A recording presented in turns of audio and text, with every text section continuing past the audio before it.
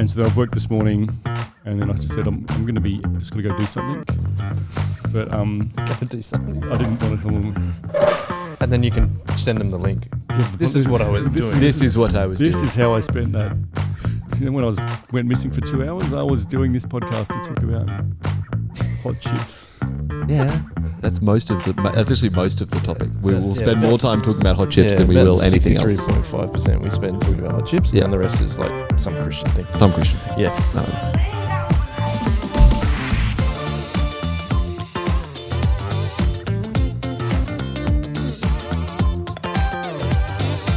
There's my camera. Welcome to the Chip Lunch podcast.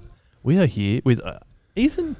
I don't think I've been on a podcast with you for quite a while. No, you have not. Yeah, It's been ages. Is that a choice by you? I've been running from you, Joel. It's just Couldn't escape this one though, plain could you? hide and seek. No, I could not. Well, not for you though. I'm here for our special guest. Oh, can you please introduce our special guest? It is beautiful to have you, Todd. Hello. Thank you, Ethan. Welcome to the Nice Chip to Lunch be here. podcast. Looking beautiful and blue. Baby blue, thanks, Gary. Baby blue. You call that baby blue? I'd say that. Ocean blue, maybe. It's a bit royal. Royal blue. Yeah. Royal Oh, blue. yeah. But you're also wearing blue shoes and blue shorts, I noticed. Yeah, well, I am working from home. It's good that I'm wearing shoes. I think that's it. So, Fair. yeah. Yeah. Excellent.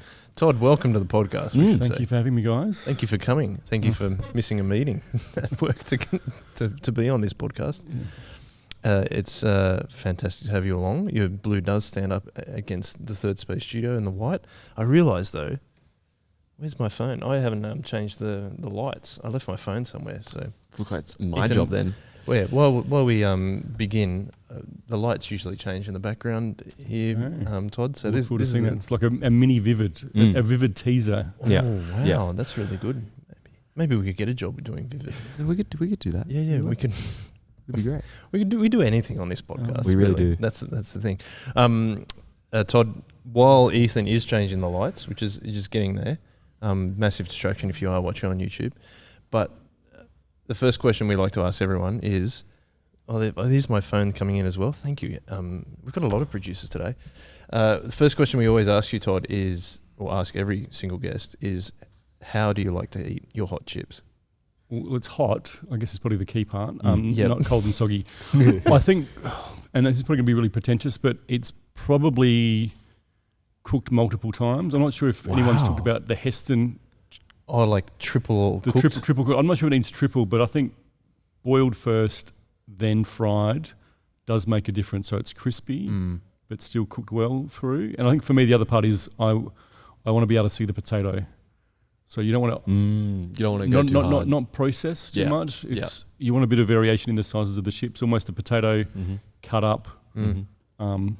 That's my preference, and then maybe the condiments. So I guess it's chunky tomato with maybe some chili notes would be the other. Goodness me, this is I don't, gourmet. it's a sometimes food in our family, so when we do hot chips, you want to do it well. Yeah. Is this how you cook them at home? I'm not that good. Oh, so where are you having these? There's a place at chips? Bangor that does, I think, 3.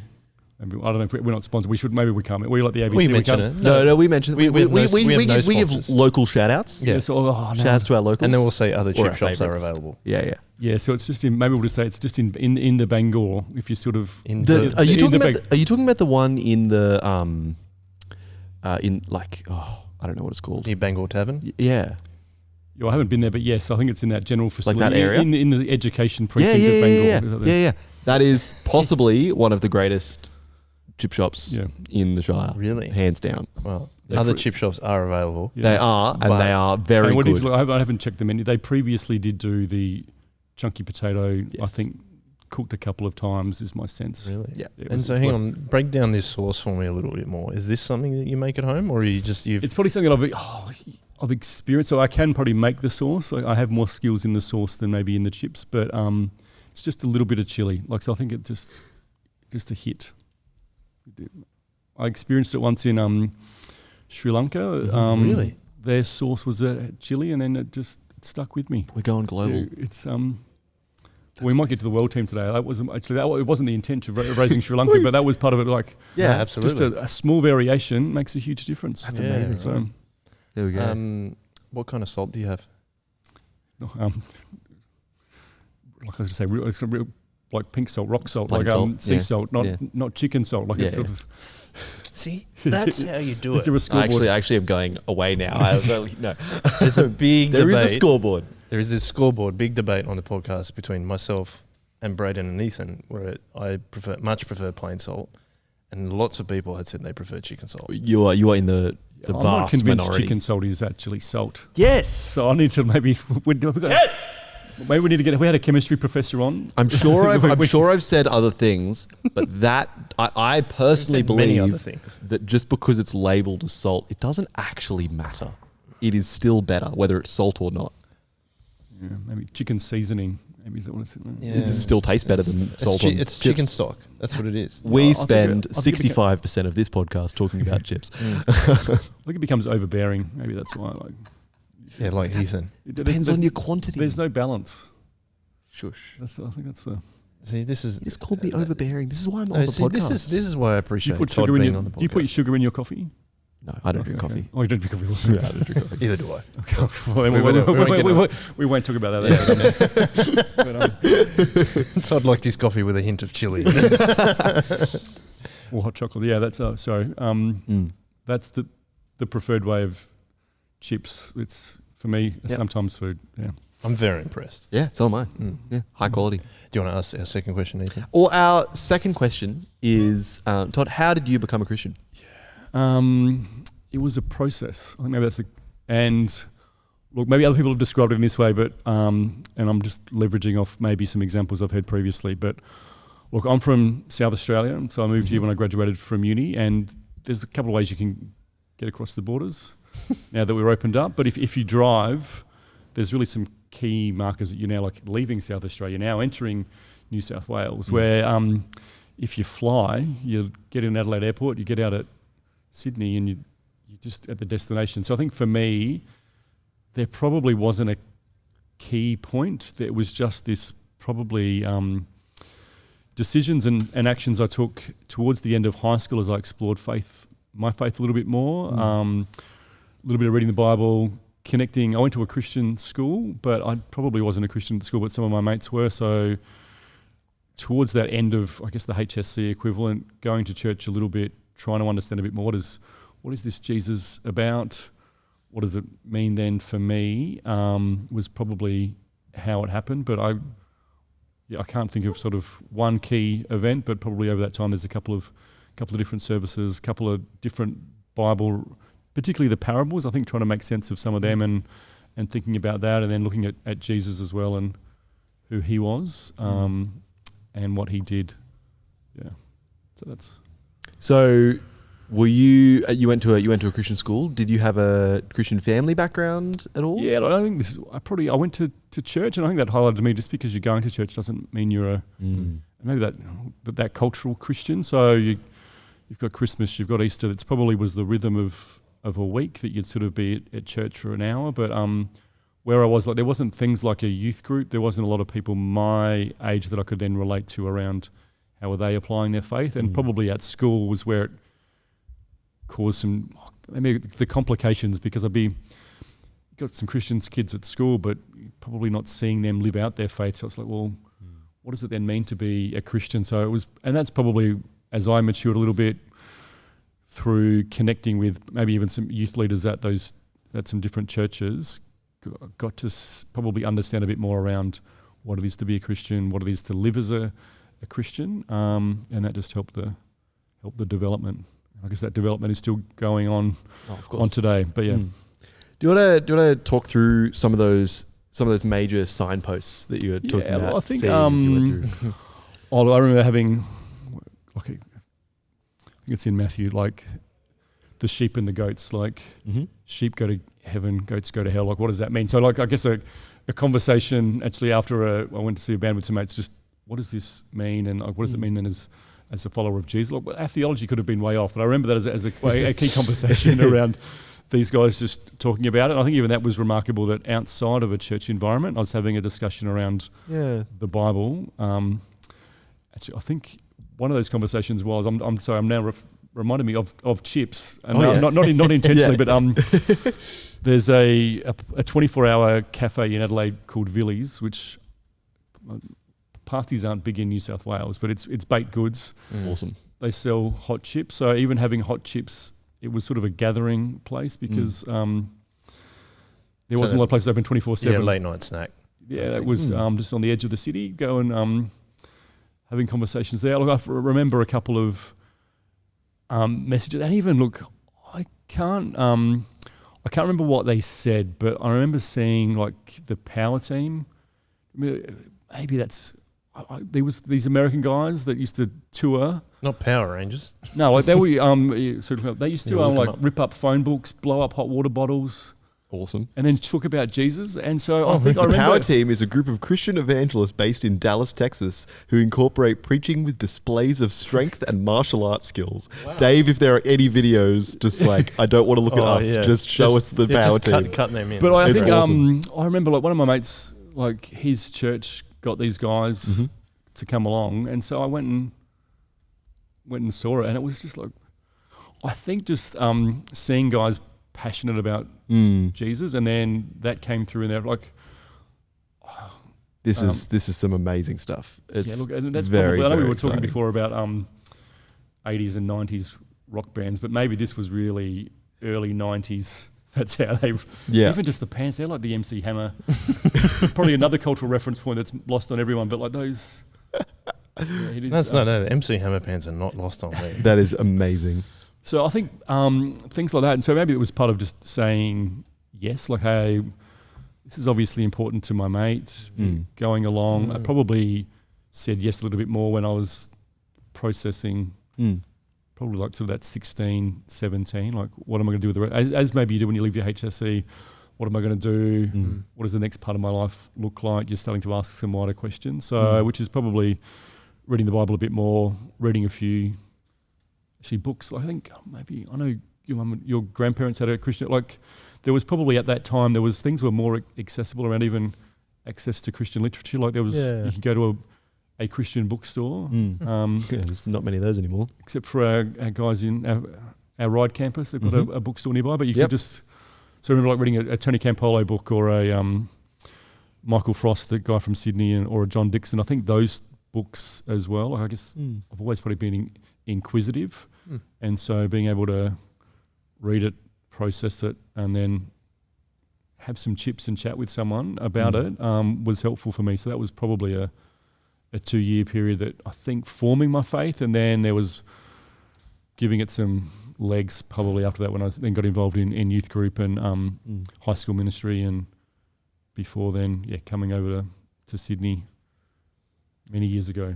Your story that you're telling us right now is quite different to some of the other people's stories, like whether they grew up in a Christian family or they became Christians earlier on. It sounds like you became Christian a bit later than some other people have told us before. And I was just thinking how much you mentioned your friends and your Christian friends having a really big influence on it. What kind of things were they talking to you about to make you start thinking that actually I need to actually investigate it, like you said, for about 2 years? Yeah, and probably there was that boldness, I think, which, hey Todd, and like maybe part of that comes out of we're at a Christian school, and so there's an acceptance we're going to talk about. We had services, I think, at least a couple of times a term, like the equivalent, I guess, of a chapel service, or hey Todd, why don't you believe? Like those types of just this is why I believe. What do you think about that? And so, like, there was and I guess some of those guys one or two have gone on to become, they're in ministry, and so there was boldness, and I guess that's just continued on and for them as well. But I think that was a key part of it, and then maybe just creating space. I know the world is now. I'm a dad. I'm acutely aware that the world has changed, and how I used to hang out, like, I would go see bands, or I would be at the basketball court for 4 hours on a Saturday afternoon, and we would just be playing basketball and hanging out. Where it's shifted a little bit. Like even seeing my son now, I guess there's that interaction. He's at home, but he's then interacting with his mates who are also at home. So I think there's probably that shift. So I'm sorry, John, I'm just sharing that just because I'm still processing how that's what it was like for me, but there's this awareness now. I know the world has changed, and thinking of what the future is going to be like for my kids and how they can have outside of what we do here, and I guess what we do on a Friday night, hanging out and those interactions, and in school, a lot of that downtime I had was just you just hang out for hours. Yeah.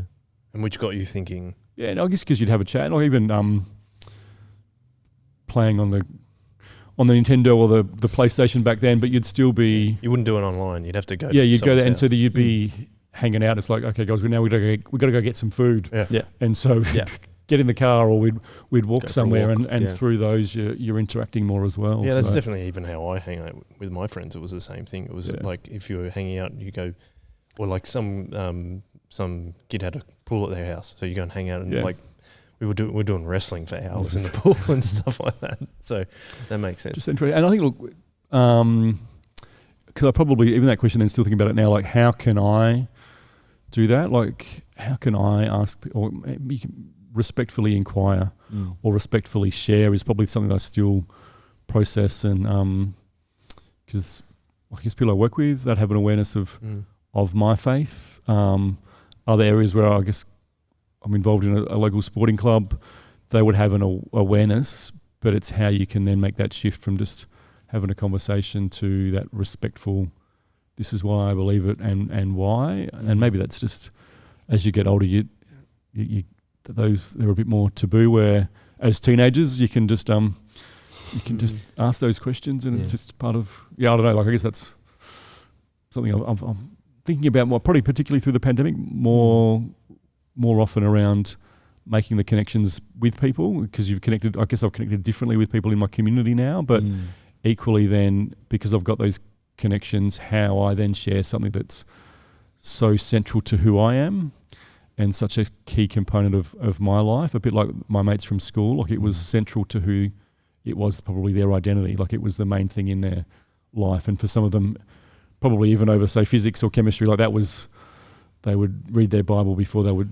do their homework. They were incredibly devout, which was encouraging. Really, but that's super encouraging. So I think that question of why is such a big, like the this is why I believe, that's one thing, but those guys following up with a why don't you? Like that's a like, but it's such a great thing to then go to, for you as a teenager at the time, being like, oh, that's a good question. Why don't I? Like, let's actually, like the fact that you went to that next step and was, I'm going to read books and I'm going to think about why I don't believe in this. Because having an answer to that is just as important as having an answer as why do you believe? Yeah. And I think even those resource, because even like I didn't buy all those books. Some of them were given like, hey mate, hey Todd, I've got this. Check it out. Like I found this chapter 3 particularly encouraging for me. Like that type of interaction was So on reflection, pretty fortunate, I think, in some ways that to have that exposure and to have, I probably don't have huge connections with a lot of those guys now. Like it has been, a lot of time has passed, but still there's a couple of key relationships from that time that have endured, which is equally encouraging and has been probably a great source of support for me even through the pandemic. Like, oh, cool. So I was just going to say that what you're talking about, like the boldness and actually inviting a response, is something that, like, to plug one of our other podcasts, is something that's what we're talking about on the Shock Absorber about evangelism. It's not just living out as a Christian; it's also inviting a response, and it's really encouraging to hear that your friends who are really solid were even doing that to you when you were 16 or 17. Yeah. So I really take a lot of encouragement from that, because another statistic that we often quote here at Soul Revival is like 80% of people that become Christians in their late teenage years. So it sounds like they were doing the same, like having the same influence on you. If I can just rewind a little bit, you said you grew up in Adelaide. Yeah. What was the suburb of Adelaide that you grew up in? Well, it wasn't even it was a town. Okay. It was called Paracombe. Okay. So my primary school had about, I think, 42 kids. So this is outside Adelaide? Yeah, it's about 30 kilometres in the Adelaide Hills. It was like an apple and pear growing area and still is. There's a few wineries have gone in. I think it's most famous recently. It had a Tour Down Under stage finished at in Paracombe. I think maybe it was the last Tour Down Under that was held before the pandemic. So population 343. There you go. Apparently. Oh, it's probably grown since I've... Probably. Probably. That's that's 2011. Yeah. So that's a while ago now. Can you educate me too that when I've been to Adelaide, which is a long time ago, my dad told me this story. He's like, oh, Adelaide's like 10 years behind the rest of the country. But I don't know if that's true, but isn't it? It's interesting that the accent there is very English, I find, for people that are from Adelaide. Yeah. And then you also mentioned pasties. Why do you think there is such an English influence in Adelaide and the surrounding area? I think it was the free settlers. Like people chose to go to South Australia. Okay. A lot of people that came to New South Wales Forced. were forced. Strongly, maybe. I guess they weren't even strongly encouraged. There was no choice. No, So I think that's certainly part of it, of why it's a bit. Adelaide's a little bit different. I've certainly been mocked since I've come to like that. I wasn't aware of the free settler reference until I moved to Sydney, and a couple of people, "Oh, you're a free settler." Oh yeah. Sure, whatever that means. Had to go home, read it up. But did you take offence to that? No, it's probably hard to offend me. So, but no, well, I was just surprised. I was just surprised by the commentary around it. So it probably is a little bit proper, and I think probably if you've been to Adelaide, like there are a lot of churches. So I think they call it the city of churches, right? Now some of those churches are actually one of the nightclubs was called Heaven, but so that like even though there's lots of churches, and it's in an old church. yeah, that. So whether that just, look, I probably haven't. This is where we need to get Stu on to talk a bit more around Christendom and churches. But like I think that probably created some of the structures in those communities. That there are a lot of churches, so it was maybe a bit more structured than maybe other parts of Australia. Even like if you go drive through most towns, like you've just looked up Paracombe, like 3 kilometres down the road, there's another church in place called Houghton, and I think Houghton had 2 churches, a Methodist and a Presbyterian at the time. So there was probably just that churches. And look, I think there's the faithful landowners. Like it was the other bit that I probably learned a bit about. Like if you own a farm or if you had a mine or something, your workers then built the church. Right. So there was sort of this. If you go like parts of the Barossa Valley and throughout the Adelaide Hills, there are churches would have sort of seen part of and central to the community. Yeah. So just different. But pasty's an interesting. Maybe maybe that could be something different. We could have a pasty day, not a chip like we do a pasty. Oh, you can bring him in. We can bring him in. I would have no issues with that at all. Tomato chili sauce. And a coffee. Well, if it's a true South Australian experience, it would be a Farmers Union iced coffee, which I don't care for, but they are massive. Oh, are they? Flavoured milk. Oh, wow. In Adelaide? Adelaide, yeah. Really? Wow, okay. Christians and flavoured milk. There's people that would have tattoos of Buick, like Farmers Union iced coffee. There you go. We can put that up on the podcast. Yeah, we'll put that on the screen. That's wild. With a question mark. I don't understand why. Like it's one of life's mysteries. Yeah. Very odd. So you said your parents weren't Christians. Oh no, they were. So we went to church, but it was just for me. It wasn't. It's that cultural thing. Yeah, I think mum and dad wouldn't be, but cultural. I think it was more for me. It was cultural, and it just I did it. Actually, not many of the kids I went to primary school with. Probably like Sunday school, I think was phasing out probably at that time. So that it wasn't like everyone just all the kids went to church on a Sunday morning. But it's probably something I participated in, but just I just sat in a pew really for that hour or so. And was it a big old church? It was old. It wasn't big. It's probably sat like 100 people, and there was actually probably one of. There was still there was a Sunday school that I went to early on, so I can remember those formative things reflecting back on probably still the parables, but even like the Lord's Prayer. So things that I learnt in Sunday school, I guess, have remained with me. So there's still remnants of that many, many years later. So how old were you when you left Adelaide? Just so I know where this is on the timeline. I was early 20s when I left. So I had a few chance starts at uni, so I graduated a little bit older than others, but early 20s when we moved to Sydney. Yeah, right. So, and it was probably, I had to, for uni, I had to move out of Paracombe closer to the city, and so that was probably moving away from a small country town to the suburbs where, it was much easier just to to hang out. Was there just as much iced coffee in the suburbs? There's probably more so, and I still couldn't. Yeah, Couldn't do it. couldn't do it. Amazing. So what did you go to uni for? Well, eventually I graduated with social work, so that's sort of my and then You say eventually. What was before then, though?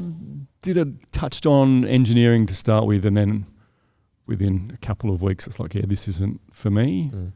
And I think that's probably part of my faith journey. Like, if I probably, and look, I know engineers can be compassionate and can make a difference, but I think for me and where I was at, it was probably a lot of my high school learning was more around the science and maths, and probably that humanities, when I got to uni, is what I became more interested in, and then that almost direct interaction with people and really wanting to help people. And I think I did social work because Mum said I had to have a vocation attached to my degree. So I probably would have just done an arts degree in political science, probably an area of interest for me. But so, yeah, the social work degree allowed me to do sort of about 2 years of arts and 2 years that has kept me gainfully employed for many years since graduating. Excellent.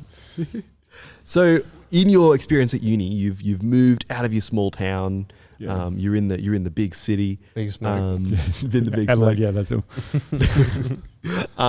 So, what was it like being a Christian in that move and in that? Because you're probably now are you now away from the guys that you were with in high school, like Yeah, that were probably so more formative and helpful. Connected with some of those guys, met some new people. Adelaide's it's a city, but it's fairly small, and so in that part of the northeast, so there was guys that from. I'm just saying, it's probably a bit like the Kirrawee Gaimea. Like you know those kids from school. So when you get older, you might have played sport against them or done a cross country carnival, and then you just hang out and stuff you might have thought about when you're 14. It just becomes irrelevant. So I think through those connections, just met more people, and so you're still in contact with a few of those guys at that time. But sorry, I'm just trying to... Just being a Christian in that space. Yeah, what it was like to... so I think for me, it's probably that uni had some conversations. Like I wasn't involved in any of the Christian groups on campus. So there was some interactions with guys who I was studying with, but really it was probably on the weekend. So youth and on a Friday or a Wednesday as I got a bit older, and then church on a Sunday or Sunday night church was the thing in Adelaide. That became more of my, I guess, support network. That's where I grew in my faith. There, the deep conversations I had was with those group of people. There was maybe some debates going on at uni, but not really. I guess it was more, I was there to learn, get a qualification, and probably didn't develop the connections that maybe other people have through that university experience. Interesting. Because are you still do you still think all of our faith is continually forming? I think. There's a formative process all the time because we're being sanctified. But at that time, do you think your faith was still being it was still a formative time for you, or you were pretty solid by then? I think I was solid in my faith. It was still the application, and I was probably at the time I was working in a school as in a chaplain role as well, which I think that helped to the conversations at uni. Guys at uni knew that I was doing that as well. But yeah, absolutely, yeah, it was. So I'm just trying to think the best way to express that, Joel. With maybe I can't. I'm just trying to think. Sorry, how I can articulate how that was going, and then balancing. Maybe it was just balancing out life. I think I was still processing what I was going to give, I guess, your career to is part of it. What things are important, what are my non-negotiables? And then, so maybe there's a bit of value. I'm pretty value-driven. Like I've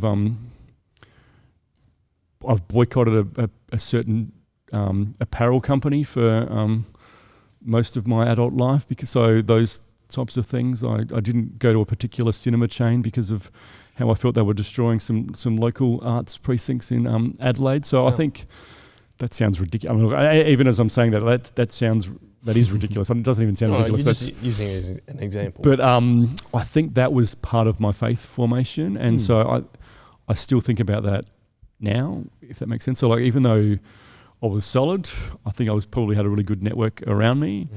The things that I was passionate about or the things that I was pursuing were probably a little bit different to some of my Christian friends. Like I guess at uni I was being exposed to maybe more Indigenous disadvantage and conversations about reconciliation than maybe some of my other mates who were studying accountancy. Like they didn't seem to have like...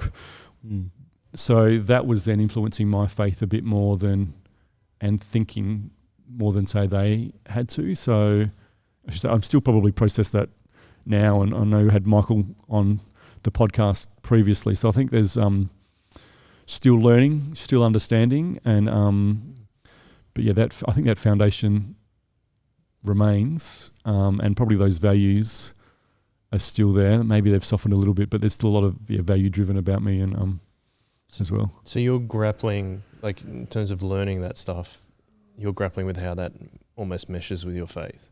Is that what you mean? Yeah, how you meshes, or it's almost an expression of my faith. I don't know people that can have those values and not have a faith, but I think for me that was maybe the shift from being maybe a more selfish non-Christian to a more compassionate and considered Christian, more aware of others, more maybe, probably just greater awareness of those around me, and being a bit less self-centered. And then you're probably maybe also trying to see like God's work in that too, and I can understand why you just like there's a lot of things going on. And then I think probably, and at that time, like what are we, like late 90s? Yep. The Berlin Wall was a bit before that. Like apartheid was they were high school events. So in South Africa, there was some global events changing that, I think, as well. Like you guys are, we started to see the first iMac released, and then that global, like it was almost big shift. Shifts in global products, I think, a little bit as well, and shared experiences globally. And it was much easier to learn what was going on in the UK or in America, and maybe news was becoming a bit more immediate. Some of those protests, like it's almost like right now instantaneous. You can what someone posts in probably even Kiev right now, we can get immediately. Like that wasn't quite the case, but that was sort of the transition that was going through. And like I remember getting my first modem, like for my computer, and then how you then can interact on the web. So I think that was part of it as well. Like there was lots of information coming in. For me, that's going to be a big shift in the world and how we were interacting, and even how, as Christians, how we were interacting. I think some of the, I guess just different sermons, or you could hear, not necessarily through a podcast, but a pastor in America or a pastor in even Africa could share what their experience is. And I guess even like what we do here at the World Team, you could connect with a missionary. So a missionary like in my church, like I said, there was a few in Asia, like so Indonesia, like they could communicate quite quickly back to the church. So there was sort of these shifts were going on as well, which was then just probably elevating my awareness of the wider world that I lived in, going from that small country town to a slightly bigger city to, I guess now living in I don't know, would we call ourselves a global city? Maybe we probably think we're a global city, maybe we're not, but we're a bigger city on the east coast of Australia sort of thing. Yeah. But then living in that, and then living in this globalized reality or shoe. This globalized reality of connection to the internet and ease of information and access to probably too much, but this just access to the whole world and so as you are looking at it from that I don't know, the social work perspective and all that kind of stuff, that's a really interesting way to the systems component, and I guess it's probably just how different systems interact, how governments interact, and NGOs, and even I remember when YouTube was launched, I just think that's not going to work. It's going to work. I mean, it's just, and then look at us now. And then we just looked up the what was those the power team. Power team just like found it in an instant. Will live on because of now YouTube. So this is a 2006 video. Like, wow, I'm impressed those guys were still going back then. Like they're probably still going now. Oh, it's amazing. but just those shifts. And so, yeah, I guess we talked before off air about and music and just the shifts in. I think there was almost that next generation of bands come through. Like growing up through grunge music was pretty cool in some respects, and then seeing grunge move to, I guess, Britpop and flip again to like that. There was some cool stuff. I know. Maybe I'm being nostalgic now, so I should just stop. But like how the other people say the 60s was wonderful or the 70s was brilliant, like that. Late 90s, early noughties was some pretty cool things happening in music, and I think there was a cultural shift, and you could wear whatever you wanted, and no one cared really. I think some of those sort of things, and it was just pleasant. I think. Of course, yeah, and yeah, it's so interesting how. Living through those changes in a time where you were doing a lot of those changes, like you were going from small town to big city, like that, going from not being super sure in your faith into going past those signposts. Yeah. Like it's so interesting how all of that works together to be this big. There's been a lot of change going on in your life, and you've been a part of a lot of change. How do you think that has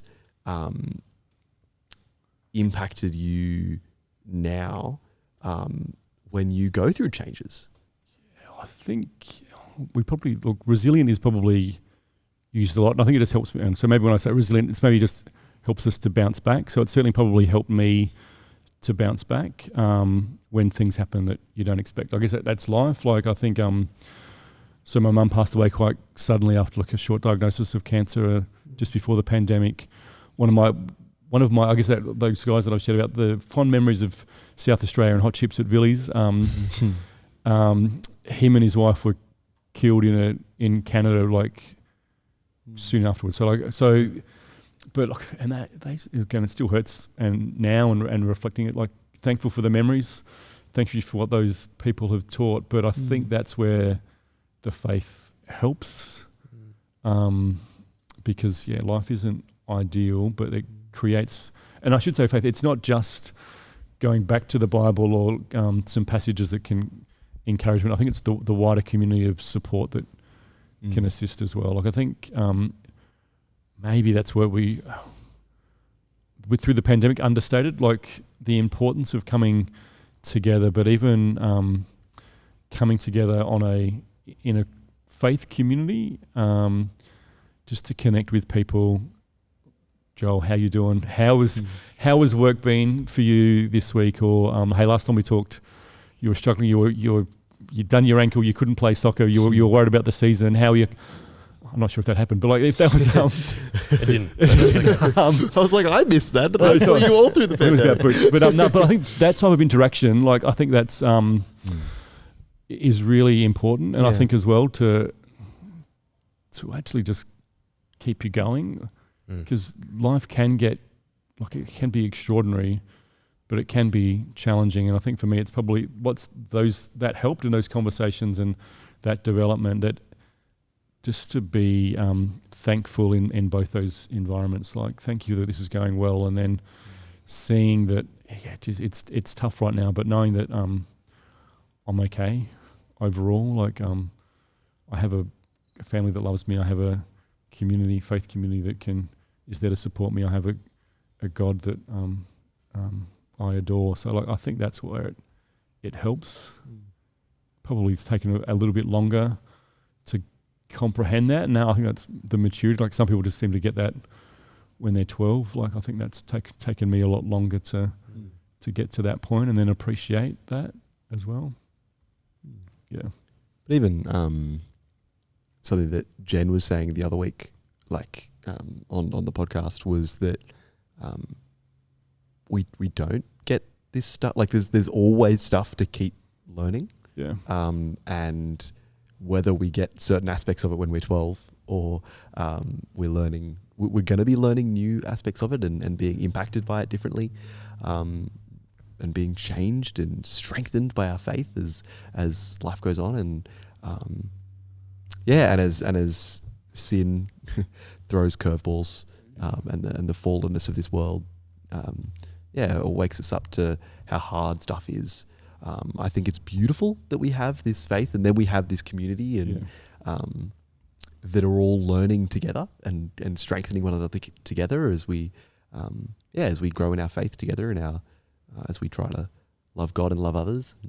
Yeah, it's really cool. Yeah, I think it's probably how, and I'm just trying to what you asked before about those, maybe my friend's boldness, but I think it's maybe just that having real conversations and how we can create space for that to happen, not fully. like how you doing, but like, hey, what's something you've overcome this week, or like what's something that's actually been incredibly helpful for you, like how we can shift some of our conversations so they are a little bit deeper. I think that's maybe something that, and I know it's partly time of life, but particularly those deep conversations, or when someone asks a courageous question around how did you go, or how did you get through that, I think that really does a couple things. For me, it's probably, it causes you to reflect and then to share, and I guess even that I think you grow a bit more by even being able to articulate that to someone else, but hopefully through that you can just be encouraged as well. And I think that's back to those earlier, what we talked about at the start, it was being encouraged by people just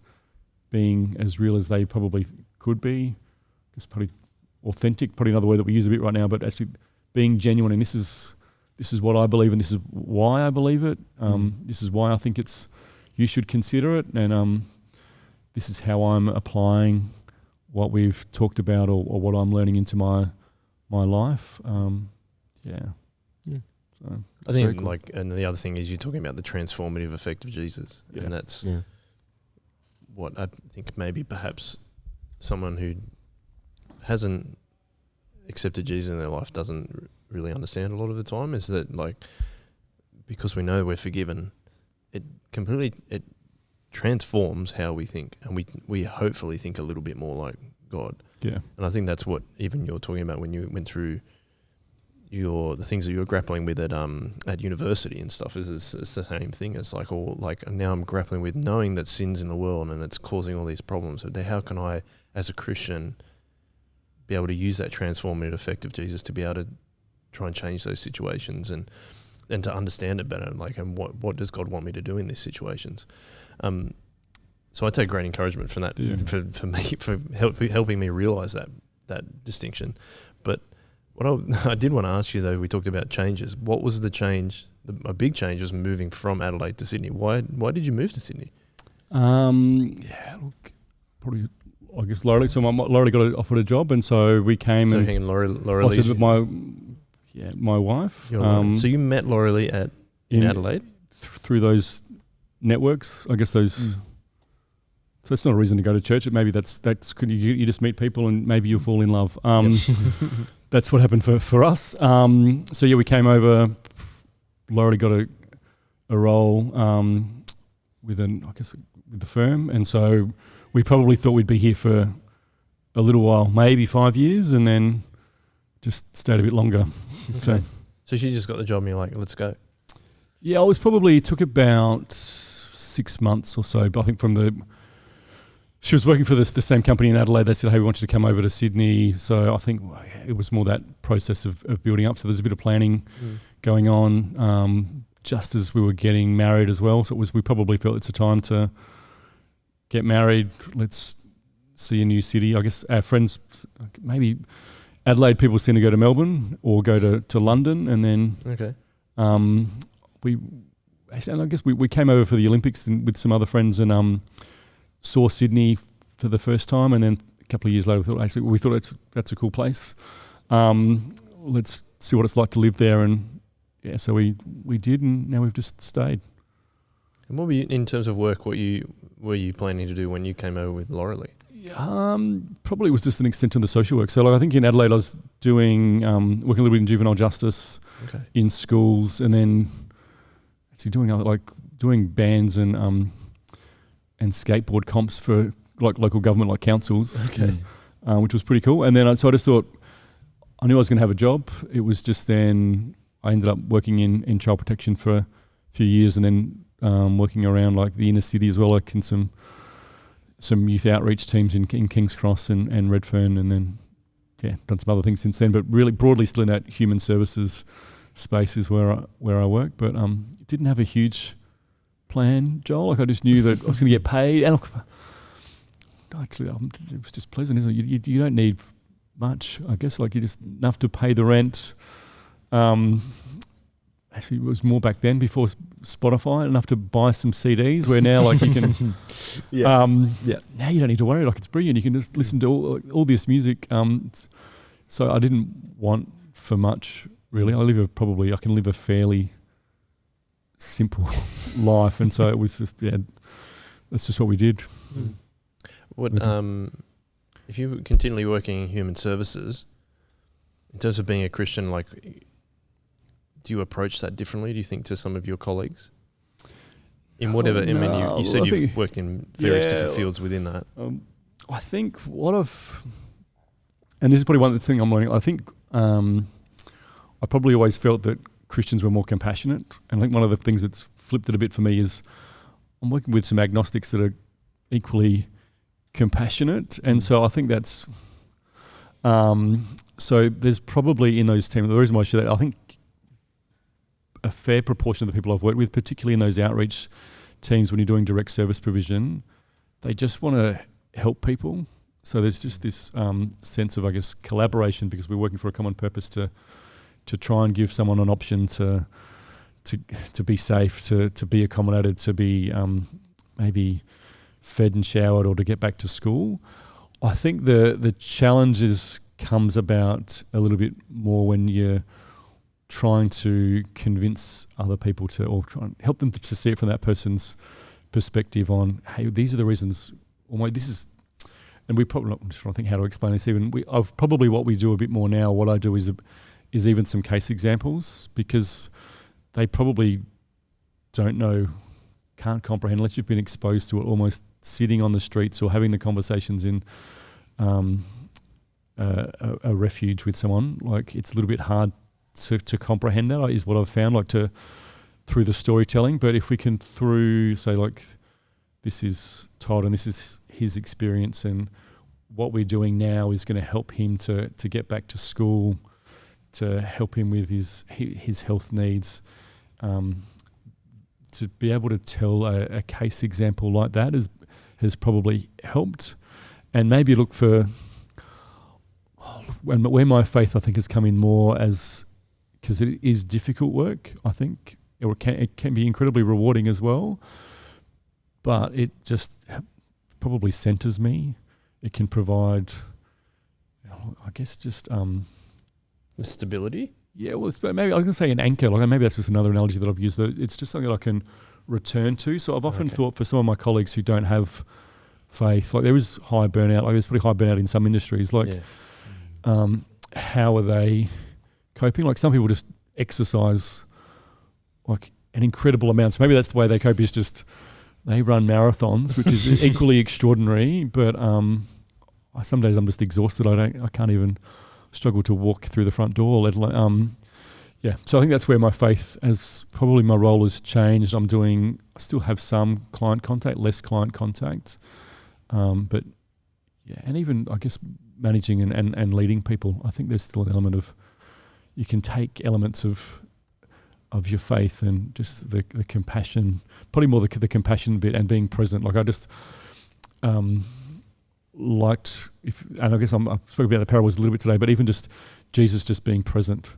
Like he was in his discussions, he was in those conversations that he was having with people. And I know theologically it's probably there was a broader intent going on, but even something like that, if I sit down and reading one of the Gospels and thinking, actually, you know what, I didn't do that today. And it's just sometimes those things are just a good reminder. Or even when Jesus was addressing a crowd, he still had an awareness of what was going on. So if I'm facilitating a workshop, even reminders of that to say, hey, look, I've got these people here are following me, but am I still bringing everyone in? And I think the bonus parts of the gospel, or the bonus parts of Jesus, it's not central to who he is, but as you sort of read the gospels and read different theologians, I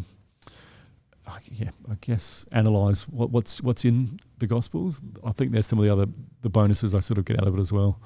The parables are a great example, because theologically he is telling a story to a big group of people, but saying, if you want to understand this truly, come to me and talk to me. Like, let's have a relationship and actually just ask me questions. Yeah. Like, I'm telling everyone, but if you want to get deeper, if you want to find out what's really going on, just come and talk to me. And you see that all through Mark, for example. That's a particular focus that Mark has. And we're going through that at Soulies at the moment, which is really cool. Yeah. But yeah, it's something it's been beautiful to see is that. It's just, yes, Jesus is talking to large groups of people, but he's also saying, I want to be in relationship with you and I want to be close to you. Yeah. And if you want to be close to me, come to me and ask me questions.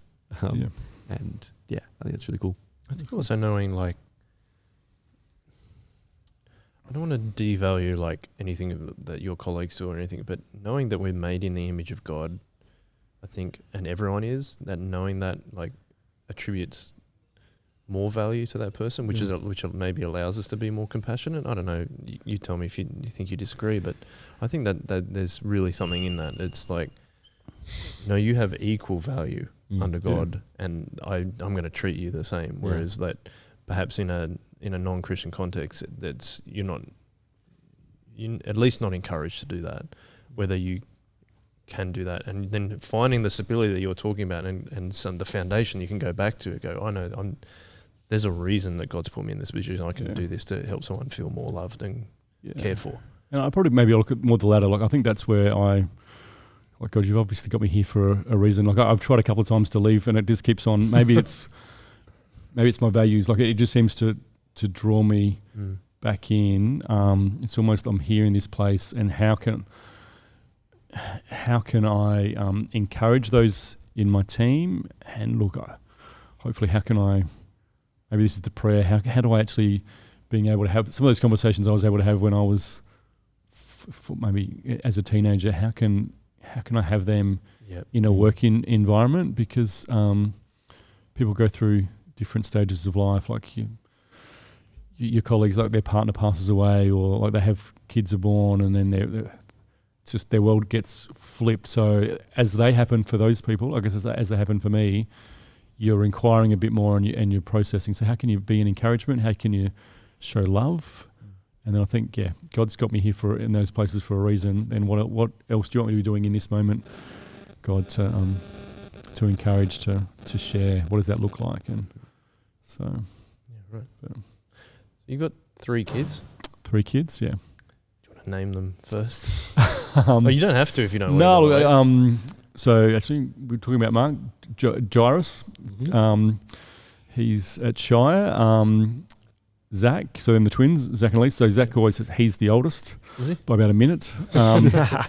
So Zacchaeus or Zach, he was actually, sidebar, he was born in the year of the global financial crisis, and so I thought that's why he was called Zacchaeus. Really? That was, we want to give a name with a meaning, and so I thought, what a better way than the story of a man who realizes that there's more to life than the pursuit of money, and that you should be pursuing Jesus. So Zach's in the sports program at Endeavour, and then Elise is so year 7, and then Elise year 7. She's at Danebank, and it has a bigger name than that, but I think it's Danebank, the Anglican School for Girls, I think is the correct name. Something like that.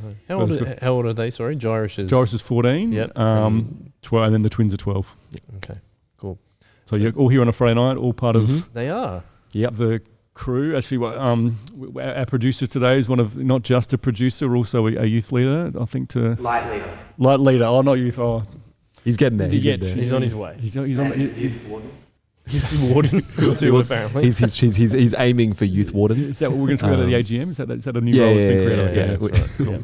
At the moment, Daniel is actually doing work experience as a youth pastor for the next few weeks, and so part of that is just chucking him behind the desk and getting him to do the dirty work. It's great. Cool. I think he's enjoing himself. I think he is to do. The reason he's smiling, that's good. The reason I brought up your kids is that I just wanted to see what you learned.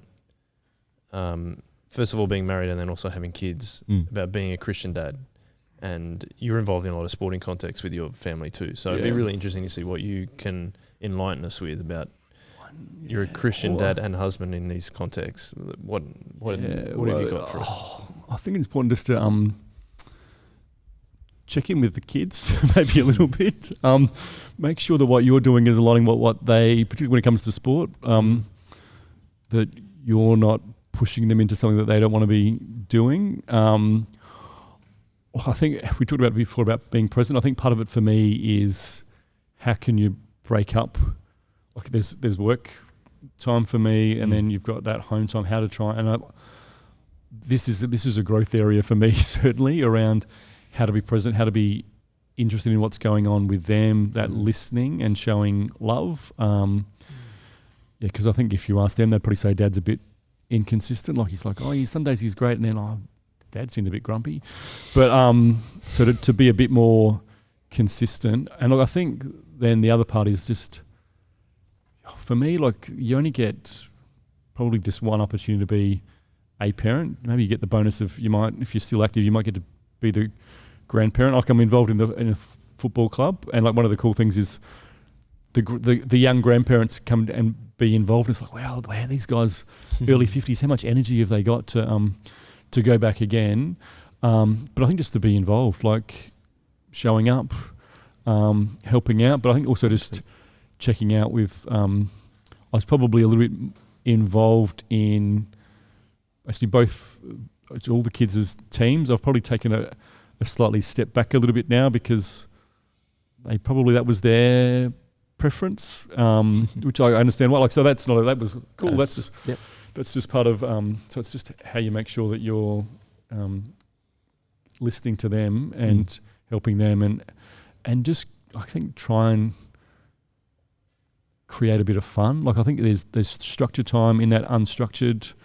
Talk about like my yummy can of delight. So we talked about chips at the start. Like there's other ways you can just make like memorable food. Like Dad just makes this weird stuff. But like maybe in 20 years' time they'll remember like it wasn't just Dad showing up at sporting events or doing those things.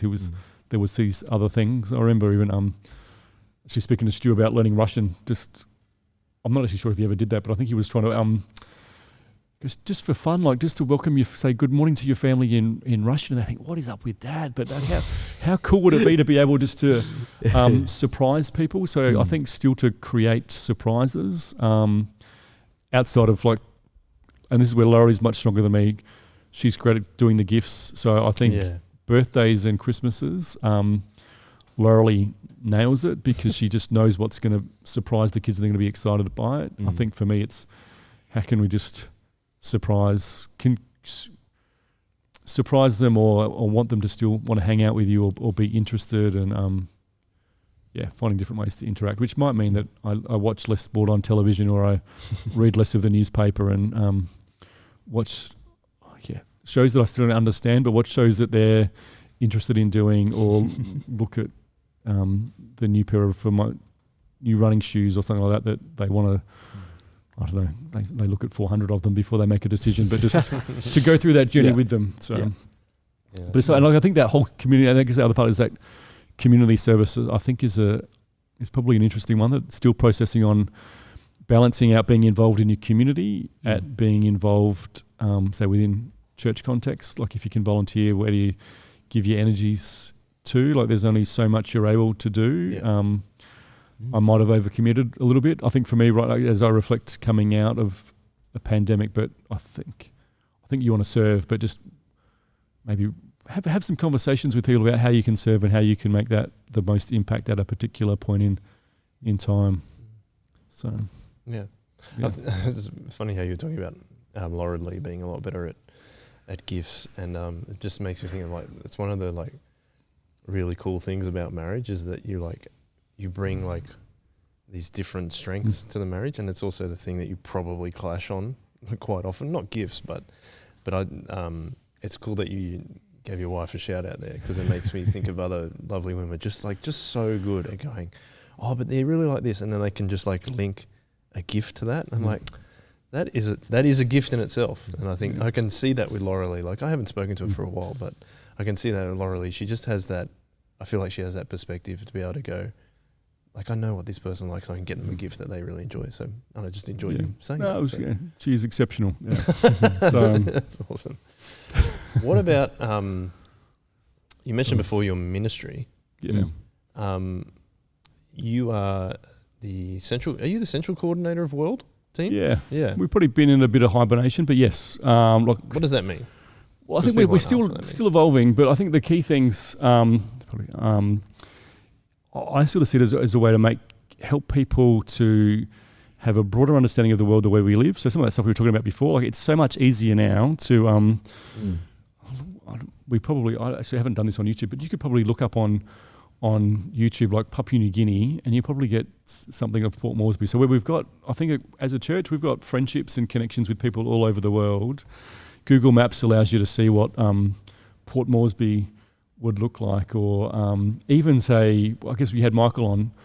If you've never been to Wedderburn and where Michael's doing his ministry, you could just Wedderburn, and you'll come up with, hey, this is what Michael was describing when he was talking to you about. This is I know we shared some of that content. You did some great stuff down there, Ethan, around filming those when the group of us went down. Same as when I think Campbelltown and the places where Michael's doing a lot of his ministry. You can just see that from your own home. You don't actually need to go to these places anymore to see it, to pray for it. So I think part of what I'm doing is helping people to be aware of that, to make some connections. I think with Jai, to think through how we can strengthen the connection. So with Michael, what does that look like? I think we've got a good foundation there, but how we continue to build on it. I think with what Stu's done with Ike, I look over that, you think, 20 plus years and building on those connections in Western New South Wales. And then I think just other things is how else can we make connections with the world that we live in? How can we expose, the Soul Revival family to source from Sri Lanka? Just to think, full circle. Why to appreciate that, and I think even just to have that awareness of. I was probably fortunate. We had a coffee with Paul 2 weeks ago around Russia and Kiev, and look, it's complex. I don't really understand it, but having 45 minutes with Paul to share the experience that him and Lyndall had and their family living in Russia, the wider context, so even that type of information, so we can know about it. And maybe our main response right now is just to pray for the people of Kiev, the people of Russia. I think that's part of what we're trying to do in the World team. A little bit of maybe church planning will come along as well as we come out of the pandemic, but that's broadly I think what we're trying to do with Jai as we I guess just grow that ministry. Yeah. I should just for everyone listening, you were talking about, and when you say Michael, you're talking about Michael Duckett. Yeah, sorry. That's all right. I'm just so he's what's his church called? Sorry, is it MacArthur Indigenous Church? Yeah, it's attached to. I think now because he's just been ordained. It was pretty exciting, 3 weeks ago. So I'm not sure if it has. Look, the wonders of the internet. We can confirm that, Ethan. But so just sort of south of Campbelltown, Michael runs a ministry on a acreage. It's pretty cool. Where in the bush, right? Bush. I'm not sure whether it's 15 k's from Campbelltown. You feel like you're in a different. If you go from central Campbelltown to Wedderburn. It's a complete contrast, but MacArthur Indigenous Church. Yeah. Brilliant, and that's. And I think I touched on the start, like understanding First Nations or Indigenous perspectives. I think that podcast that you did on the shock absorber, was the shock absorber, with Michael. Yeah, it was great, incredibly powerful. But I think provides for me a really helpful perspective on what it's like for Aboriginal people in Australia. So yeah. And something that you are obviously passionate about and you enjoy learning more about. I think it's, yes. I think shortly, I don't know, we might be running over time, but I think that's right. Just to try and, we touched on it before, the free settlers and like, if you sort of go, one of my first experiences, maybe came to Sydney, went to Kurnell, like you look at the plaque, these interactions that the English and Aboriginal people had, like I just find that fascinating. But then now, what does Australia look like 200 odd years later? How do we recognise that history, particularly the First Nations history, as we then move forward? I don't have an answer. Like I don't have a clarity, but I think for me, it's trying to then listen a little bit more and certainly learn a lot more from Aboriginal people. And actually, Joel, I didn't touch on like Joel up at Up at Fingal, Fingal, so just on the border. But I think the opportunities, we're fortunate at Soul Revival to have probably at least once a year. We're going to hear from Joel, Ike, Michael. Or a bit more Aboriginal ministry partners. We actually are pretty fortunate to have those connections and just to learn a bit more from them and to, I guess, support them and love those guys as much as we can. Like, they're remarkable servants for Jesus, I think, those guys. I think that's just encouraging to, Ethan, before we ask our final question, do you have any other questions you wish to ask, Todd? I do not. I'm You're well informed? I'm all done. I'm well informed. Okay. I'm So all caught up. The last question, Todd, that we asked before we kind of wrap up the podcast, wrap up the chips, as we like to say. If you're looking back over your life that we've kind of gone on a quick tour through, if you could go back, what would you like to tell your earlier Christian self? I think maybe just slow down a bit and focus on the fundamentals. Like, I think there's it probably took me a bit longer to build my base. Like, I think once I became a Christian, I just sort of jumped in and wanted to do everything to express it.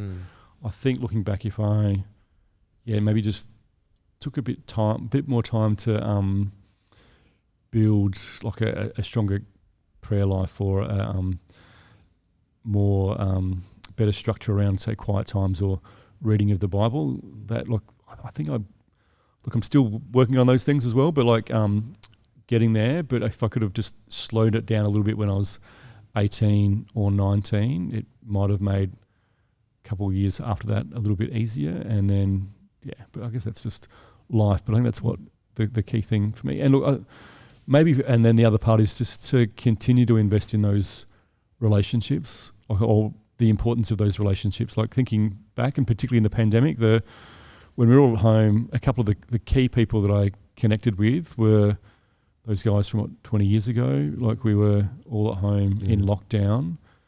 And I don't think not that I'd neglected those relationships. I'm not sure if I'd appreciated those relationships as much as I had, and then been as thankful for the connections and just the love that they have for me, and just being able to accept that. So, and maybe be a bit less values driven. Maybe that's the other thing. Like, don't judge people by their the shoes that they wear or the cars that they drive. I think you're still boycotting the apparel company? I should say I am. My family isn't, but yes. Okay. No worries. Well, Todd, it's been fantastic having you on the podcast. It's been awesome. Thanks, guys. Thank you so much. No, well, thank you so much for your wisdom and for your willingness to share things about your life, and we really appreciate it. So that's all. That's the point of the Chip Lunch podcast, is to hear people's stories and learn from one another. Yes, and I've learned heaps. It's been really, really cool. Yeah, Thanks, Ethan. Thank you, Joel. Thank you. Thank you, Ethan. Thank you, producers. Thank you, producers. Very good. There's two of them today, Dave and Daniel. Did you get my name? No, it's just in the D&D. I was trying to come up with a name. That's all. Anyway, we're going to finish with the podcast. We usually like to finish the podcast with a one-way, Todd. Okay. So if you're ready to do that. Yeah, I'm ready. All right. Thanks very much. Thanks for everyone listening, and